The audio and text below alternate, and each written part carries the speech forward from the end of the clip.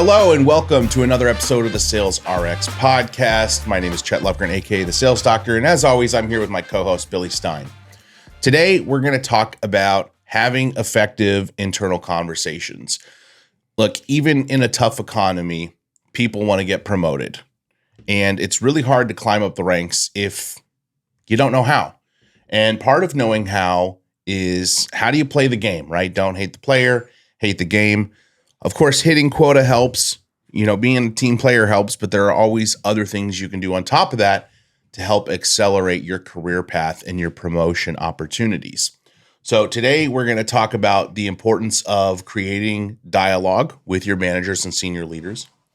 We're also going to talk about unique ways to create dialogue with their higher ups. We call those skip level meetings. And then we're also going to talk about how to leverage that feedback in one-on-ones to, take care of your career trajectory and essentially, take responsibility and put ownership in your hands while also managing the people in addition to you that have a part to play in your career opportunities at a company or in the future at another company, because it's all about experience, right? We're not hiring, not a lot of companies want to hire first-time AEs and not a lot of companies want to hire first-time managers. So how can you take the most of what you have where you're at and continue to grow from there? And then on the management and leadership side, what kind of culture should we be creating around promotion opportunities, promotion paths, and career advancement? So, Billy, what's going on, man? How you doing? Welcome to the studio. How was your week? It's great to be back in the Inglewood studios. I had a great week, man. How was yours? It was incredibly hectic. I had to rush get a passport for a trip, speaking at a conference in Munich in November. Weird flex, but okay. Yeah, I know. Weird place to have it, but it's a global company, so it makes sense. So had to figure out how do I get a passport in, less than 3 weeks. So that was pretty hectic, but we got it. So I hope you have a jacket for Munich in November. I pulled in and dude, your Kixie gear looks great, but you look like you're about to go host like Jimmy Buffett radio on XM after that in that shirt. Margaritaville. You look like you're about to go finish the swim up bar at an all-inclusive resort. That is me. That's what I want to be doing. I mean, if you're in Southern California, it's hotter than heck right now. So I thought I'd just bring the vibes, Got the Kixie glasses, got the Kixie hat, got a nice flowery shirt over my beautiful, very nice form-fitting Kixie t-shirt. So, we're repping the brand, man. You look like you're about to rent me a beach cruiser in Manhattan Beach right now. All right, this is not fair. I did not know we were coming with a roast battle today, but I'm sorry. No, we have more important things to talk about today. No, he's completely correct. I am definitely your 50-year-old dad at the Havana Cigar Lounge on a Friday night hanging out with his buddies. That is my essence. I am an old soul. I think you actually found out how old I was last week, and you looked pretty surprised. You actually thought I was much older, and then I was really offended because I was like, man, my age... My face looks terrible. I look old. I don't think it's that. Like as long as we're going here, if we've been roasting you all the way, like I think it was more of a compliment than anything. You're an incredibly well-spoken guy. You've lived a lot, and to find out how much older I am than you, dang. Yeah, it made him pretty surprised. And I was like, yeah, I think that's most people. They typically.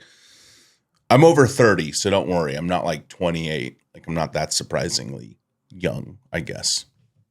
But I don't know. We digress. If you've been in sales for a while, you've probably noticed that it's harder than ever to get prospects to answer the phone. It's easier than ever to screen calls, and more numbers are showing up as spam likely on people's cell phones. And apart from the time spent stuck on the phone waiting for prospects to answer, salespeople have to spend a ton of time entering call notes in the CRM, leave voicemails, and create follow-up tasks in the hopes of having future sales conversations. That's why we use Kixie. It's the modern voice and texting platform that turns your CRM into a true sales engagement platform, all while increasing your answer rates through cutting-edge technology. With their holistic approach and seamless integrations, you can enable your reps to spend less time on busy work and more time on having conversations with prospects using Kixie's AI-powered features like multi-line power dialing with voicemail detection, advanced local presence, phone number reputation management, and conversation intelligence. Not only that, Kixie's team of sales engineers will help you build out advanced workflows and automations at no extra cost. So head over to Kixie kixie.click/salesdoc. That's KIXIE.click/salesdoc. Or click the link in the description. Get a fully loaded 10-day extended free trial for your entire team. You don't even need to put down a credit card, and the trial comes with hours of call credits included. All right, so we're going to jump into our first segment of today's episode. That is Cap or No Cap, where Billy and I share content that we found on the internet with one another, whether it's a LinkedIn post or maybe something video from short form media about thought leadership content. And we give it a rating. Is it cap or no cap? And then justify our position. Obviously, for those that aren't hip to the game, cap would be, it's kind of BS. Maybe it's posted on LinkedIn for just clicks and likes, or, short form content just for the sake of publishing it. No cap would be, we actually validate it and believe in the truth behind what the person is talking about. So let's jump into it. What's the first thing that we have today? All right. So we got a YouTube short. This is from Corporate Sween, and this guy is one of my favorite producers for comedic parody. No, do not feel bad. Do not feel bad. Listen, this is a collaboration, not a dictatorship. So if you notice I'm doing something that can be improved, or if you notice a process that can be improved, raise your hand like you're doing now. We're trying to get better just like you are. So keep it up, seriously. Okay, I hear you, but this is not why we hired you. We don't pay you a salary to make process improvements. So again, it's just a distraction. What I need you to do is just focus on your job. Can you do that? Great. So what do we got? What are you feeling, cap or no cap? Firstly, I want to call out how smooth he ate a salad on a Zoom meeting. That's like the sum of all of my fears. Getting dressing all over myself. Am I going to get spinach in my teeth? Little oil from the dressing. Exactly. And I always spill something on my shirt. Yeah. So, first and foremost, I think it's very important for any viewer that's watching the video that that's a parody account and it's for comedy. And I don't think mental health is something to actually joke about when you're in a meeting with your manager. But I think it is no cap whatsoever. I think he hits the nail on the head. And, one of the things that I think is so important as a manager is like, just because you get elevated to that position does not mean you're a finished product. And you're going to have to learn a lot about your discipline. You're going to have to learn a lot about how to work with other human beings who have a lot of things going on in their life. And what's best for the company is that you're receptive and you're a sponge and you're taking learnings away from people in order to make yourself better, because that's your responsibility to the business. So I think you hit the nail on the head. I think that's as good a video to draw a parallel of a good manager and the divergence of a bad manager. No cap, 100% nailed it. Yeah. I'm going to say no cap, but with a caveat. If you're watching this as an audience member and you're using word association, one time my manager told me to just focus on my job. They must be a toxic manager who doesn't know how to. Don't get drugged down in that, because I'd like to think I'm a pretty transparent leader, very empathetic, but I have had those 20% bottom of reps who escape their performance on everything. And then it's like, well, come on, let's just and then they want to run outside, but they haven't even put their pants on yet. And it's like, look, hired you to do this. Let's focus on getting that done. Right. Especially I coach people this in my SDR to AE program. Don't ask for a promotion within the first 6 months to AE. And I hear SDRs complain all the time. I can't believe they're hiring someone for AE. Why wouldn't they just, external hire? Why wouldn't they just hire someone from the inside? Do your job first and then focus on getting promoted. You know what I mean? And a lot of people get promoted even if they don't hit quota. I mean, we know they set such unrealistic quotas for SDRs anyways. If you're hitting 80 to 85%, you're doing a dang good job. Right. Let's be honest with ourselves. Thanks to, predictable revenue, we think that SDRs should be, booking us 40 meetings a month. It's absolutely insane. So they know that most SDRs aren't going to hit quota. So even if you're at the top one, top two, hitting 80, 85% a month, there are other ways to get that promotion. But don't use the word association to say, just because a boss told me to do my job or focus on my job, they're toxic or something. Because that's something I think people could get bogged down in. But I do think, that's a great example, and I agree with that that approach. Yeah, I like what you said. And I remember the first time I ever had a VP of sales. he said one of the most important things that I've ever heard, and that, 6 years later I still take in, which is sales is the last honest job in the world because you constantly have a very transparent scoreboard over your head. And, you talked about like focus on the task at hand, right? Yeah. Focus on hitting the number, focus on figuring out what it takes to hit that number and work backwards. In that regard, your life should be very simple from a routine standpoint. But I'll also tell you that while you're focusing on the task at hand, you should constantly be looking for ways that you can do things better. Because if you're a rep and you're soliciting feedback and you're giving feedback also to your manager, soliciting feedback helps one person. But if you give feedback and you give it in a productive way, that's something that's actionable that a manager can take, that can copy paste into every rep. So you could solve a problem for 100 salespeople. Yeah. And deep down, if you're the rep who's not hitting their quota and you're going to your manager making, hey, maybe we need this piece of tech. Maybe we need to change this in our process or our approach. Maybe we need a list with these kinds of people. I get where people could be worried about bringing that up to their manager, and you should always be making look process improvements because you're essentially running a business within a business. But as a rep, too, if you're scapegoating your performance on, I need more so I can get better. Or if you're like, no, I actually made 100 quality dials. Like I was ready to rock. I wanted to walk in. I wanted to book appointments. But I'm telling you, this lead list needs some work. We need some enrichment to the numbers that we have. Or maybe we need a solution like Kixie. So we're not just spending time listening to dial tones all day long, and we're actually connecting to prospects and voicemail dropping and verifying numbers and calling with local presence, all the things that tech can do to enable you. Because I've been in positions where I know reps are like, oh, well, I made 100 dials. And it's like, oh, did you make 40 dials and dial a dead number 60 times? Or did you actually make 100 dials? You know what I mean? Like, and you will know deep down in your heart as a rep, if you're trying to make those recommendations, if you've actually like given it your best shot, and not just like, oh, I pressed dial 100 times, but like, were you prepared? Did you have your script up? Did you have your, AE's calendar up? Did you have the notes from the account up? Did you have the person's LinkedIn page you were calling up? All the things that we do to prepare for the call. It's very easy when you're going through a call list to doink, boom, there's all the information that I need. Okay, they didn't pick up, point, boom, there's the information I need. So I do appreciate feedback, and I love people making process improvements because I do agree you should be doing better. But it's also about most of the times when reps make recommendations, speaking as someone who's led tons of people, and you have as well, we know that 9 times out of 10, it's that recommendation is typically rooted in scapegoating for bad performance. It's very rarely like, this is actually going to help. But then there are times where it does actually help. So you have to listen to all the feedback, eat the fish, spit out the bones. It does. There's one of the manager cheat codes that I use is 1's a coincidence, 2's a streak, 3's a pattern. Yeah. And if 3 people are indicating the same problem, you have a pattern. Whereas if one person's doing it, we talk about scapegoating, like that might be the coincidental isolated incidents. Yeah. Unless they're having back channel weekly meetings without you and they're like, let's complain about this, which can happen too. But I agree with you on that front, Look for the patterns. Patterns preach process, and process breeds performance. All right. What do we got next? As I'm looking down at this remote, just so you all know, this is the remote that dictates what we can see on our screen.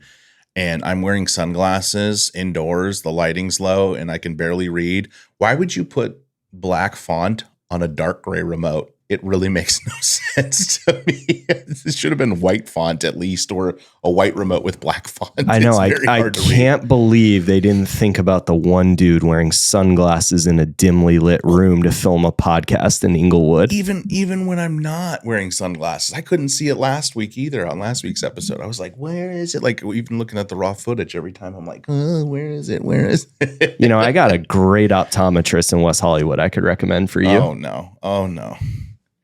All right, what do we got here? We got a tip on how to get promoted from TikTok. Ramsey Solutions TikTok account. How should you go about getting promoted at work? This is something a lot of people are like, it's awkward to just go ask my boss for a raise. What is the right way to get that promotion? Yeah, well, the first thing is I want people to hear me say this. Don't ever ask for a raise. Don't go in and go, I'd like to talk to you about getting a raise. The reason I tell people that, George, is because it immediately puts the leader on the defensive when they don't see it coming and you kind of plant it in their lap. Because many times your leader, your manager, isn't the sole voice in deciding whether or not you get a raise and how much. So let's start there. You got to know what you're dealing with. What I coach people to do is go to your leader and talk about a growth plan. Hey, I want to be here and I want to grow, but I'd love to ask you to work with me to come up with a plan based on some things I need to improve, maybe some new tools to add to my tool belt. Could the company help me get those? Would they pay for those if I'm willing to do that? And then how do we measure my growth so that I can get more responsibility here? And then, of course, with more responsibility, more money. You mind if I go first on this one? Go for it. I'm going to say no cap, because that's exactly what we do in a sales process, especially if you're selling proof of concepts. Here's how we want to grow with you. Here's our plan to get us there. And here's the metrics we're going to measure that determine that success. Over the next X amount of time, if we meet that criteria, you're promising to sign on the dotted line at this price, right? Tons of security companies go through that. Cybersecurity, I should say. When I say securities, people might think like investments and crap, but no, cybersecurity companies. It's a Thanks for clarifying, Chet. Just in case you forgot which podcast you're listening to. So I think it should be the same way, because that's what you're doing as an individual contributor. You're selling the company, more importantly, the manager, who is your champion in this situation, on your long-term growth opportunities and opportunity to make more money. That's what you're doing, because with more responsibility should come more money. Mm-hmm. More responsibility without more money is a demotion, not a promotion. So keep that in mind as well. But you're setting aside the plan, how you're going to get there, and the metrics that are going to determine success. And again, it doesn't always need to be quota. We have a million ways to measure someone's performance, but it's really disparaging how few ways we have to measure someone's engagement and participation. And so, I'm going to say no cap. I think he's spot on. Don't go asking for more money. Day one, when you started a company, you should be wondering, what's the promotion opportunities look like here? Not saying I want to be promoted, because we don't want to do that too soon, but saying, hey, this is where I'd like to take my career. I'm curious how we can map out that plan. And I get it's probably a little different if you're not in sales. Maybe you're in marketing or customer success. There might be, it's not like there's a slew of product marketers that then move to product marketer 2 or something. You typically become like a team lead or a director, or you just even get a senior title bump and some extra pay. But if you can outline that, I think it shows that someone's taking their career seriously. And then I'll end with this.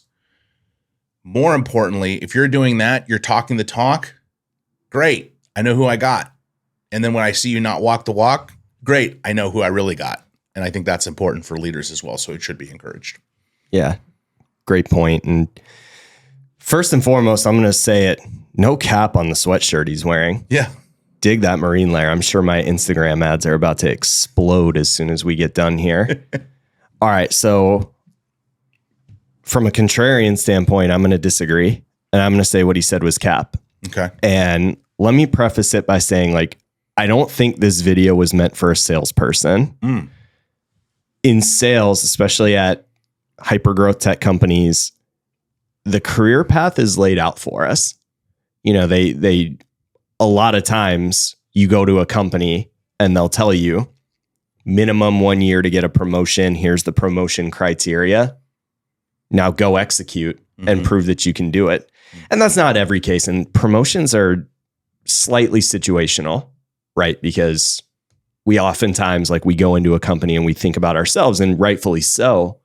But, there is an ecosystem that's rapidly evolving. And part of that evolution of the ecosystem is the individuals within the ecosystem. Yeah. So 2 things that he said that I disagree with on that. And, the first one I think about is as a manager, especially a sales manager, we know our individuals are money motivated. And that's part of the reason why they got into sales. And it's definitely the reason why they stay in it. Yeah. So I'm very comfortable having conversations about money with my reps. And especially in sales and especially in 2023, if you're proving it and you're going to club, I don't understand why anybody would be averse to having that conversation. I get the back heel portion of what he said because we don't always have control over it, but Yeah. a healthy manager to direct report relationship says you should be able to have those kind of hard conversations. And even if you don't get to give the perfect answer, you should have an opinion in the matter.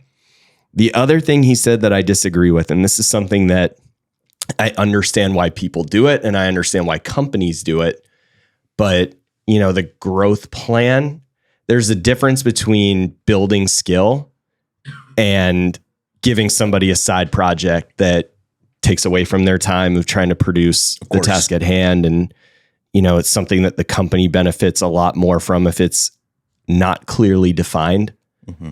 So overall, I'm going to say Cap. I would rather, if you're on my sales team, let's just have the hard conversation. And especially if the company wants to invest in you, let's have a real discussion about how we get to where you want to be. All right, fair enough. I will say 10 companies I've worked with this year with Sales Doctor, and not one of them has had a promotion path laid out for their reps. So you might have been fortunate enough. But that's hard to do, right? It's assumed, right? SDR goes to AE, AE goes to senior, commercial, or whatever kind of bump and grouping we want to give them. But sometimes people really don't have that laid out, so that is tough. So I always like that was one of my first initiatives, was always, if I was leading a team, let's talk about let's give them something beyond money to care about. Let's elevate our good people. Yeah. Let's create promotion path and criteria, but a lot of places don't have that. Even this thing this company I've been working with, massive company. And when we were doing mindset training, I was like, let's talk about the 5 motivators. One of them is recognition and promotion. They're like, oh, but we don't do a lot of internal promoting here. I was like, yeah, people that are staying around 3-4 years. Maybe that's the trick. Maybe don't promote anybody, because they had more tenure than anybody I've ever seen, and they rarely promote. So I don't know. Or maybe they just pay so well that you don't need to promote, and life is good where you're at. I think that's what it is. So, all right, before we move on to our next segment, we're going to hear a quick word from our partner in the podcast space, Content Quarterbacks. You're probably wondering how we can both work full-time, produce a podcast from the Inglewood studios, and still find time to enjoy our lives. It's because we partnered with Content Quarterbacks to help produce our weekly podcast. Content Quarterbacks is a full-service digital media production company. They will help you ideate, create, produce, and publish your B2B podcast. Not only do they provide us great content to share with the Sales RX community, they also help us publish our podcast on multiple platforms. They review and track our audience analytics and episode performance, all while providing strategy sessions to ensure that we're bringing the highest quality edutainment to you, our listener. If you're in the B2B space and want to have a great show like this, you can click the link in the description below and book a free consultation with Content Quarterbacks. So stop thinking about creating content and start doing it. Now let's get back to the show. All right, this next segment is called Billy's Black Book. This is the part of the episode where we essentially hear from Billy on something he's going to educate us on regarding a professional happening that he's experienced in his career, whether it was a long time ago, a little time ago, or even currently. And so we're going to hear from Billy. I think today, we're going to talk about these things called skip level meetings. It's getting promoted, as we were talking about from that last clip. You almost need to sell yourself and your capabilities the same way that you're going to sell product to customers. Now you have a bigger benefit here because in terms of relationship building, you get to spend more time at the company. You earn that trust and build it in a much larger period of time than showing up to a discovery call and going, hey, using your discovery tactics to establish subject matter expertise and build trust in the first 5 to 10 minutes. So there's obviously a lot more opportunities for reps to do that in a more congruent manner. And one of the ways to do that is these skip level one-on-ones. So paint a picture for us. Tell us a little bit what is a skip level one-on-one in a nutshell. Yeah. So, part of what we're talking about today, and we're talking about getting promoted. Mm-hmm. And so much of that is about demonstrating your capabilities to the business, not just to your direct manager, but to their uplines as well. So a skip level meeting is where you meet with your manager's manager, or however many levels up the chain, depending on how big a company you're at. And the end goal of it is to have a productive conversation with that upline to talk about how is life in the seat going and what works, what doesn't work, what can be improved, what's going to help you do your job the best. And what's so important and why it ended up in the Black Book, as we talked about this, is the company I'm at, we have a great sales culture and we're all very communicative with one another. It takes a village for us to operate not just a deal, but operate our weekly cadence. And so with end of quarter coming up for everybody, for me, that means that in early November, once our fiscal quarter is over, I'm going to have my next skip level with my SVP. Mm-hmm. And I think what's so important if you are trying to move up the ladder is you have to really champion these things. And I think a good starting point here is let's talk about how you actually meet with somebody and how somebody ascends up the corporate ladder. Yeah, and I'd love to hear from you, like, before we get too tactical on it, what is the purpose of it? Like, if I'm a C-suite executive and I have frontline managers that are managing reps, why should I give a crap? Why should I want to meet with reps? And I guess, like, what's the big benefit for me as a C-suite executive? I mean, it's going to turn into a bitching session. I'm going to hear a bunch of complaining. Why would I want to meet with reps one-on-one on a certain cadence? What's the purpose? Well, before we get into that, like, let's talk about how you get there. And, even just talking about getting to the SLT, the senior leadership team, before you get to the executive leadership team, these individuals that make it that high up in the org chart, they start out by picking a discipline and being successful, which means your senior leadership had your job and they excelled well before they got to where they are today. And it's because they excelled, they created that kind of upward trajectory. And then they had to learn a new discipline. And that discipline went from selling products or services to managing people that sell products or services and managing them effectively enough that they could be successful. Mm-hmm. And, the influence that they had as they continue to succeed in every position, transition their focus again from less working in the business and more working on the business, being less tactical, being more strategic, as we always place it. And what that becomes for those individuals that you are going to meet with that are upline is, their days are just long marathons of interdepartmental meetings, trying to develop all of their downlines so that they can be coached up, so that they can coach you up as you're farther down the corporate ladder. And it's a very fast and furious schedule that they keep, because while they're doing all of this strategic architecture internally, they still want to know what's happening in the streets, which means like their whole life is basically a game of catch up. Yeah. So the first and foremost, the purpose of having a skip level meeting is to educate those upline managers. Their upward movement has divorced them from the actual, we call it from the streets. Yeah. They're not in the deals as much if they're in sales. They're not in those QBRs with customers if you're in more of a customer focused post-sale role. So those skip level meetings help them really understand what's happening in the business while they're working on the business. Mm-hmm.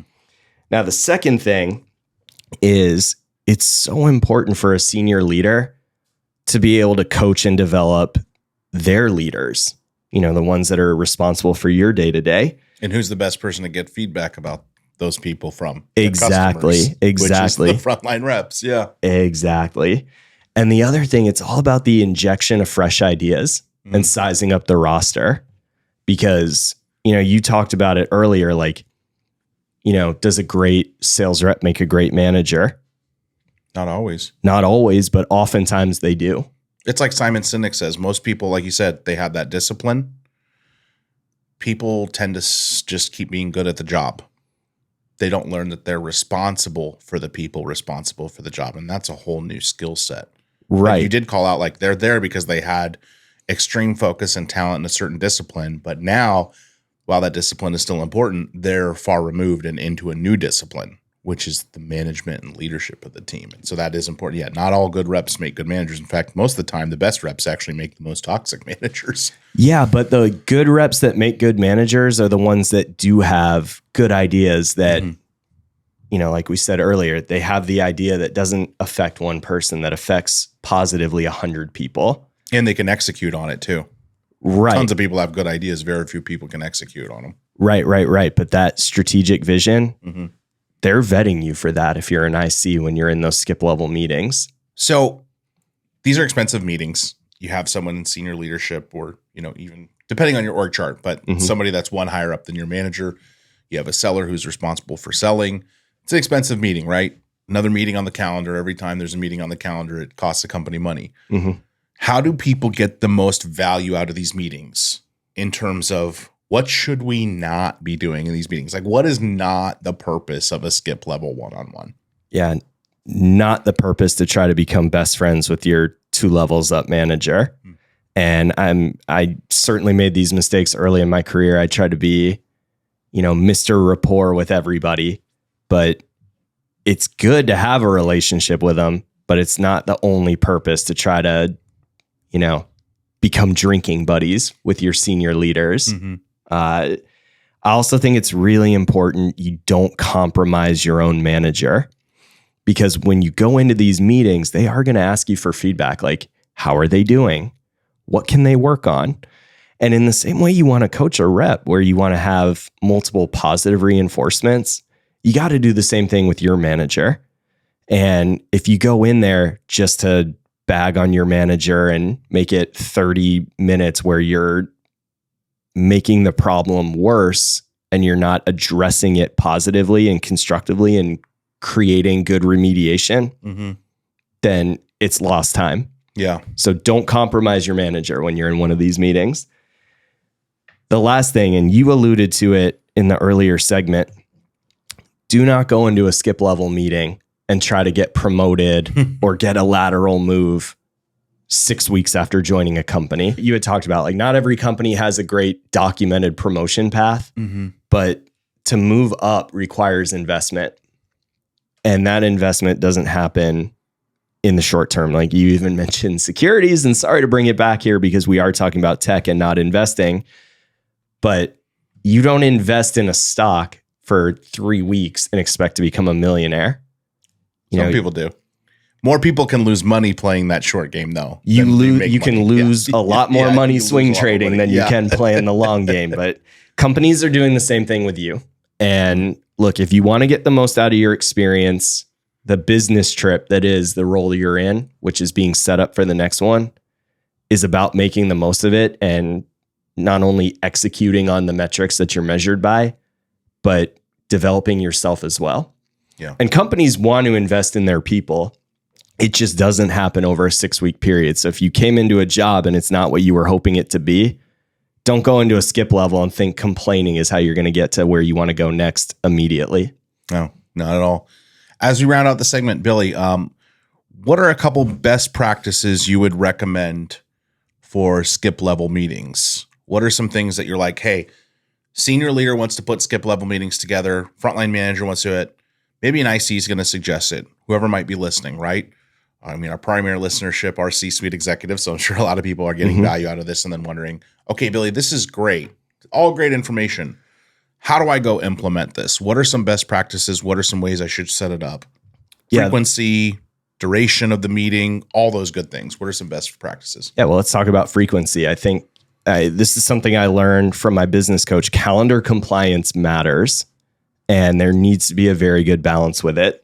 So if skip levels are every other week or weekly, and they're so repetitive that, you know, both parties start building a muscle memory for why they don't need to go because there's no relevant updates, you're doing it too frequently, and that's lost time. So you don't want to do that. But if they're happening so infrequently that you don't actually know your boss's boss, then you're not doing it enough either. and there's no way to create that constructive feedback loop.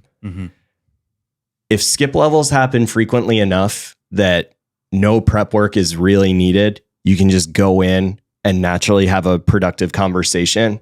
That's the sweet spot. So we do ours quarterly, and I talk to my boss's boss daily, not always necessarily in that format, but we know each other well enough that when we come together, we're going to have a productive conversation. We're going to do something better the next quarter. So we have our right cadence. Now, the second thing, skip levels are an interview for three parties. If you think about it, like when you're the downline, you're definitely interviewing for something in the future every time you meet with the SLT. And because you're also discussing your direct manager, you know, everybody's in a state of interview all the time. Yeah. But that doesn't, you know, like when we interview people, like you have a greenhouse prompt that you have like your company sponsored interview questions. You should not need that to have a productive skip level meeting ever. The third thing is in a healthy environment, let me preface that, you should have more complimentary feedback about your boss than you do constructive feedback. Obviously, not every environment is a healthy environment, but like if you want to give a scorecard to your organization, you should be able to have 2 compliments for every 1 piece of constructive feedback. I think the best practice on a role play or a call score is like 5 compliments for every 1 piece of constructive feedback. There needs to be a balance like that too, where your manager is doing a lot more things right that are helping you than they're just totally blowing it at the role. And I'm a lot worse off in the seat now than I was when I came into it. You know what I mean? I like how you preface that with healthy. I have to say, I know that the people that work with you are in good hands. I have not necessarily been fortunate enough that I've been in a position where I have a person directly leading me that is not fully taking advantage of work from home, if you know what I mean. So I haven't been in a position where I couldn't honestly open up the books and say, oh, this person's doing this, and this really great, and it's really helping me. I have felt like a lone wolf in my last 2 leadership jobs I had before going out on my own. Because I'm like, where the heck are you? You know, and it's not a direct shot at anybody. It's just like I realized they had other priorities in the business. Wanted to be the face of doing this at this place. Wanted to get FaceTime with these, you know, people that we were trying to sell to because they were big name content creators. Like, don't care. Look at my LinkedIn. Look at who the sales leaders are. Could care less. They can look at their own day and know realistically that I had like next to zero support. So that can be really tough. I'm not an inherent complainer. I'd say if you look at my job history and go 3 jobs back, one of the best sales leaders I've ever worked for on the planet, Dan Salazar. One of the best sales leaders I've ever worked for. Working for him for 18 months was like going to a sales and sales leadership academy for 6 years. It was insane, the amount of stuff that I learned from him. Ultimately, the only reason I moved on from him was because I was chasing money and I got an offer. And we're all guilty of that. We are. And I'll admit it. I got an offer and a title and a level of responsibility and connection to people through Pavilion to run, you know, be director of growth that I couldn't say no to. Like if I said no to that, everybody that I talked to was like, how the heck did you get that job? And I'm like, what do you mean? They're like, you don't know what Pavilion is? And I'm like, I have an idea. I know they were Revenue Collective, you know, well, they still were when I actually got hired, but it was like, I didn't leave him because he was a bad boss. I didn't leave him because I wasn't developing, but I was about to have another, you know, we were about to have another kid, needed more money, wanted more responsibility, wanted that next level of growth, and it wasn't able to be accommodated there, not by fault of his own. To that point, though, like if you are a downline in a skip level interview and you're looking for promotion, you know, obviously, like we said, it's an interview when you're going into these all the time. You talk about Dan Salazar, like it's very important to be able to show in these meetings a tie back between the work you do with your direct boss and your peers and be able to provide specific examples of how that made you better. Because to that point, organizations are wolf packs and there are multiple alphas in the wolf pack.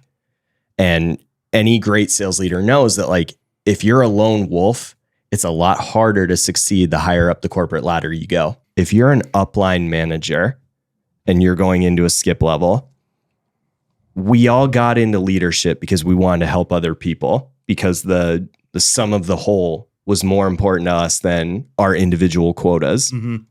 And it's so important that you get to try to know these individuals beyond the quota they carry.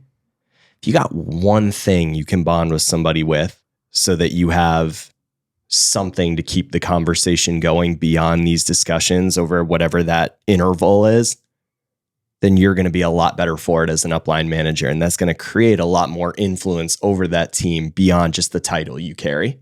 Yeah. No, I think it's great stuff. I don't see enough companies doing this. I've never had the opportunity to have this my entire sales career. I've never worked at a place that did this. So I love the concept. I know a lot of companies aren't doing it. I haven't worked with a company this year that's doing it. And so I recommend that if you are a leader and you're listening, implement this into your culture. Again, you want to spend a whole day of onboarding talking about mission, vision, values, open door policy. We believe in feedback, all this stuff, so that when you want to give it to reps, it's okay. Mm-hmm.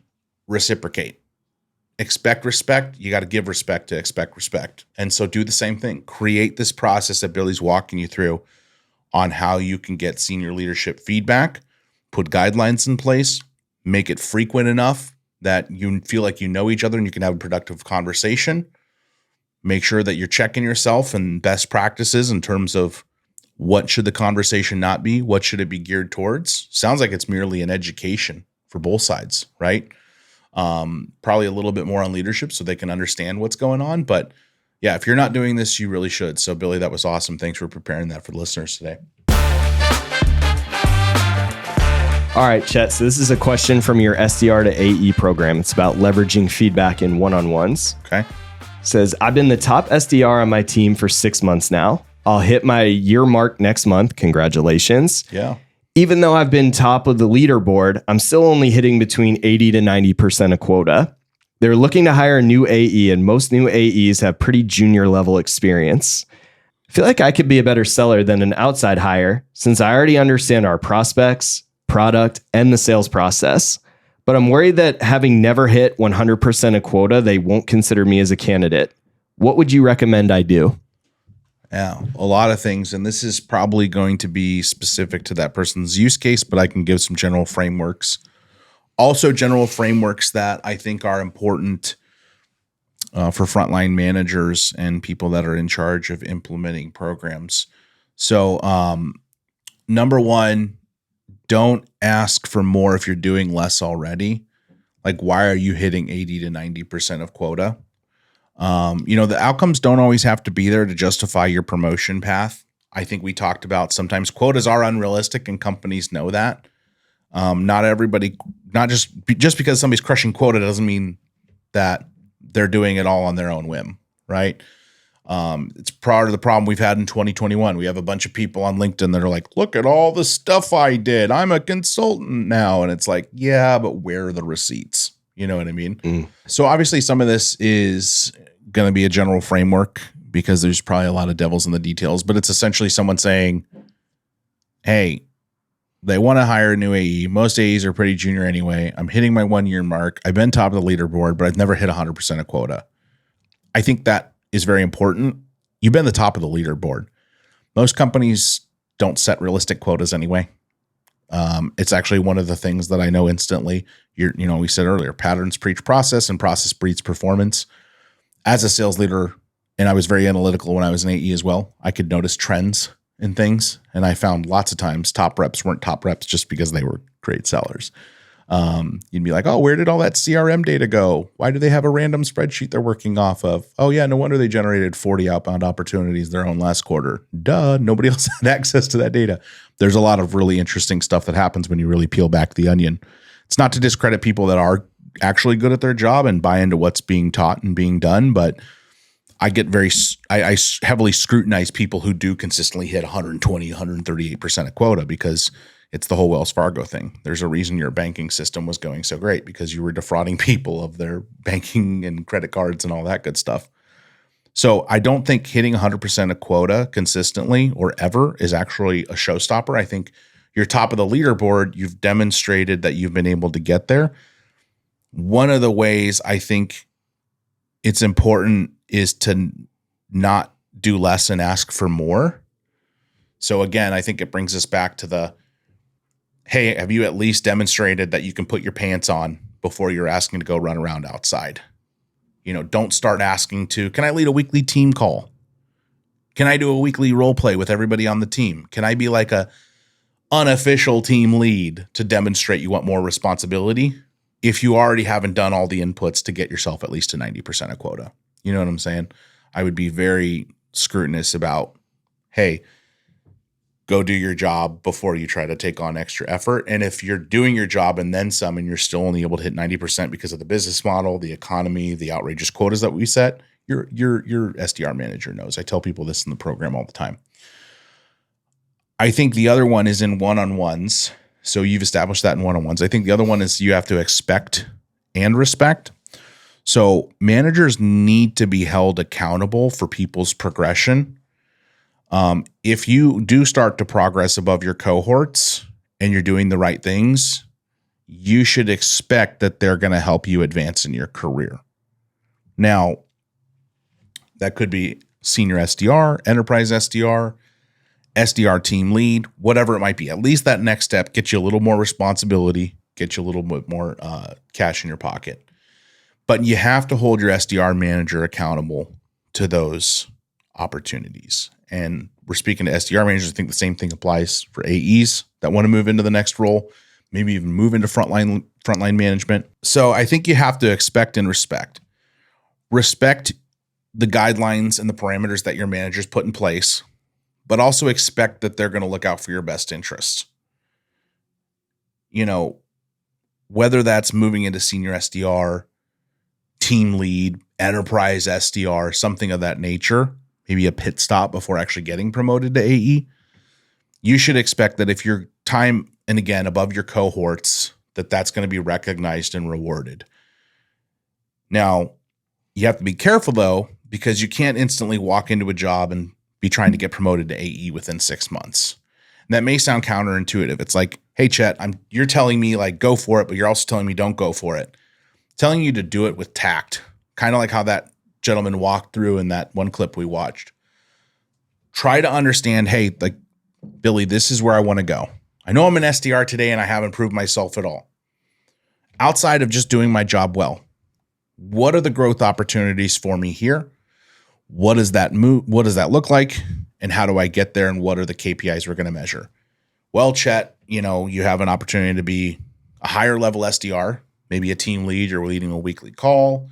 You get a little bit more per year on salary. Maybe enterprise SDR, we move you fully just into enterprise accounts. Maybe senior SDR, it's purely a pay bump, maybe a little bit of extra quota, right? Or, hey, if you do really well as an SDR, it's a larger company. We have a lot of SDR managers. There's an opportunity to go directly into SDR management as well. Or maybe you take a pit stop in team lead and then transition into SDR management. Maybe it's AE, right? At least I know my opportunities. Okay, so if I know my opportunities, I kind of can pick what I'm most interested in and then understand how do I get there?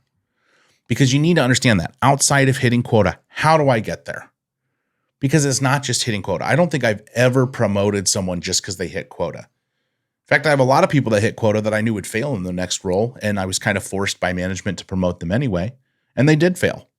And I was like, yeah, well, kind of saw that coming. They weren't ready for that next step because I knew that some of those people that hit quota because of the hand that I lended them. Well, yeah, that person hit quota 110% last quarter, but I also recall that I had a couple people that were out and they had a day or two where they got a ton of great leads. Like I'm thinking to specific situations with people that got promoted to AE and failed. And so you have to the best of your ability, be able to expect that your manager is going to give you that information, but also respect the timeline, respect the fact that you're on their team now, focus on doing the things that you need to do for them in the current. And then managers, this goes out to you, especially as it pertains to SDR land.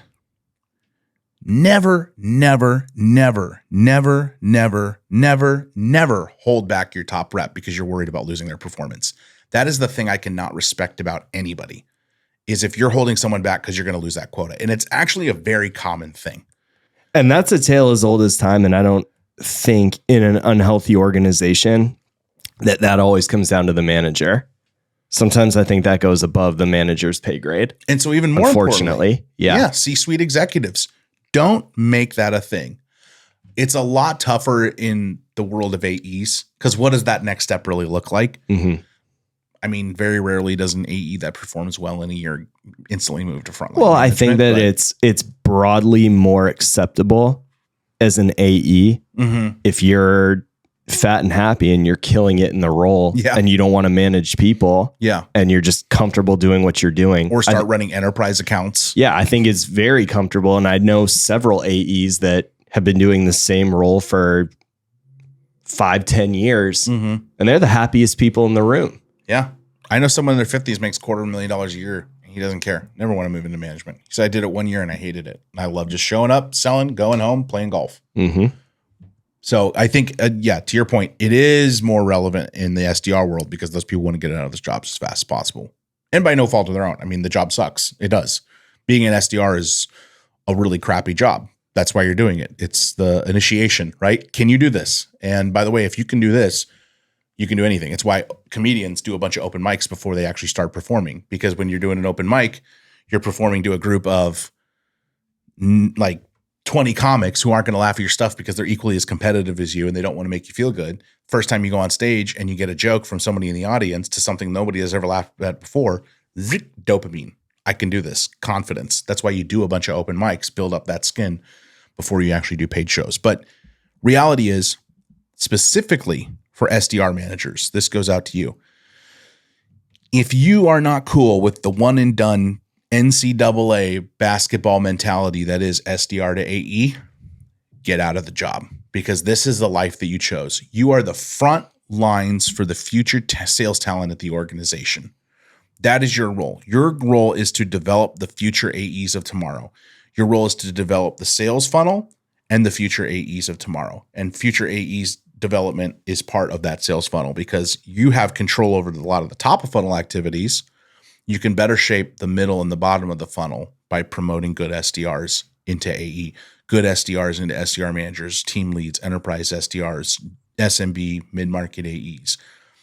So again, if you don't like people getting promoted in a year and losing your rep after you've only really gotten 9 months of production out of them, go back to your last job, whatever it was that you were doing before you moved into SDR management, or try to find a way to do something else at a company because that is not the role for you. I used to tell every single person in my first SDR manager job, everybody I hired, I said, don't take offense to this, but I want you to know as we start this professional journey together, my job is to get you off my team as soon as possible. I would tell every single SDR I ever managed that. When I was at Jelly Smack and leading the global SDR team, I would tell every SDR, my goal is to get you out of here as fast as possible because we need good sellers. And I realized that if I'm a great coach and trainer, I feel confident in that. I can give you the skills to be good at these things in sales. I can also start giving you some practice opportunities at what it's going to look like as a AE or a seller, depending on whatever you call them, right? In that pipeline management role. I want to get you off this team as fast as possible because I'd rather have an SDR that I know is going to walk into a discovery call with the training and the mindset that I've given them from being an SDR on my team into being an AE than some outside hire AE that we're just leaving up to the director of sales to figure out how to train them and coach them, right? I feel more confident in the opportunities I'm sending over that they're going to close and I'm going to get more closed won revenue attribution from my team if my former SDRs are sellers because of the way they worked with me and the occasion that they rise to and the way that I feel I lead people. If you're interested in engaging with us or the podcast further, you can check out the links to our LinkedIn profiles in the episode description. Don't forget to check out past episodes and subscribe to the weekly newsletter by going directly to www.thesalesdocrx.com. If you are listening on Apple Podcasts and enjoyed the show, please leave a 5-star review. If you hated the show, go ahead and leave a 1-star review or whatever you think is relevant. The only way we grow is getting your feedback, and we want to hear honestly from you what you thought of today's episode. If you're on Spotify, you can also give us a rating, but I would ask that you click the follow button. That way we'll show up naturally in your Spotify feed when new episodes release. Again, big shout out to this week's episode sponsor, Kixie, our partner in the power dialer space. I always say stop wasting time listening to dial tones and start getting connected to your prospects. Click the link in the show description below. They're giving away free supercharged VIP trials with phone credits, one-click integrations, all the good stuff. So make sure that you check them out. That's all for us today. We look forward to seeing everybody every Wednesday at 10 a.m. Pacific, and we'll be there next week for another installment of the Sales RX podcast. All right, y'all.